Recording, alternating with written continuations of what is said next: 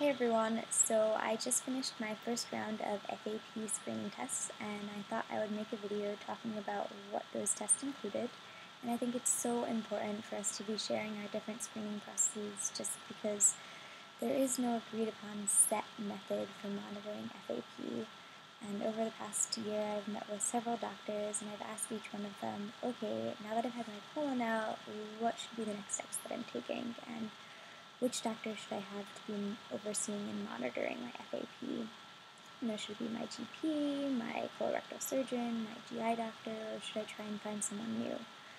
And every one of them has responded pretty nonchalantly and just sort of said, well, ask this other doctor this, or, you'll figure it out eventually, and you shouldn't even be worrying about that right now. And in doing so, they've sort of implied that A, they're not the doctor to be managing my disease, and B, that they don't know who should be or what tests I should be having. So it's not like someone from the hospital called me up and said, hey, it's been a year since your initial scope, and you should now try and schedule these tests. Instead, I had to take the initiative and realized it had been a year, and I started scheduling tests that I remembered doctors mentioning when I was first diagnosed, and that my research confirmed that other members of the FAP community had as part of their surveillance process.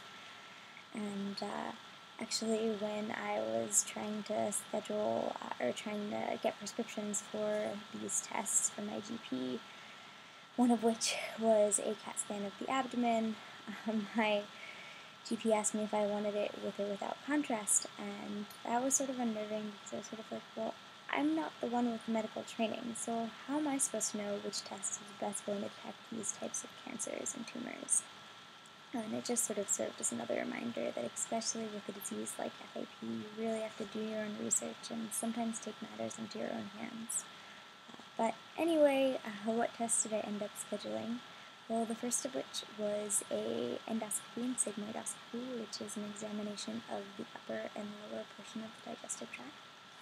And then there was the thyroid ultrasound, which helps detect if there's any cancerous activity in the thyroid.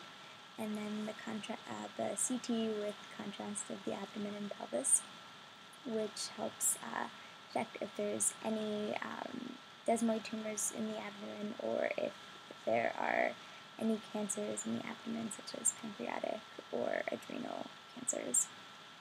And then the last exam I haven't had in a few months and probably due to schedule one next month, I think, and that's a basic eye exam, which helps look at those CHRPEs or those Varicose lesions in your eyes. But yeah, that's a brief rundown of the tests that I had scheduled.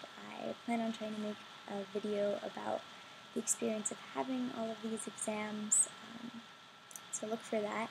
But before I leave you guys, I just thought I would give you some test scheduling advice, one of which being start scheduling early, just because it can be hard to get a hold of doctors and secretaries, and especially for the endoscopy since you have to go under anesthesia.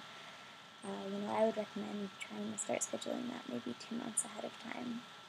And then next thing would be when you're scheduling, maybe try and consolidate the tests. Maybe pick 2 days of the week and just schedule all of your tests for those days, just so that you don't always have these tests looming over you and it's not always part of your life. They're just sort of more sectioned off to just one part of the year.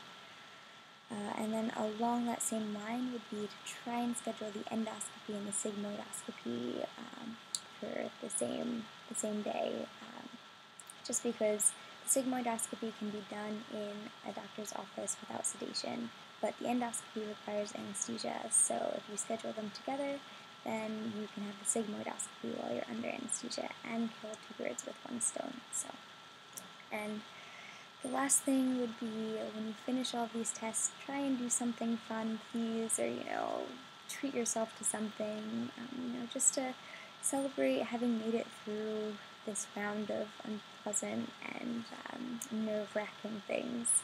So yeah, my mom took me out to go on a shopping spree after I was done. So it was just a nice way to sort of celebrate this. So yeah, I will talk to you later.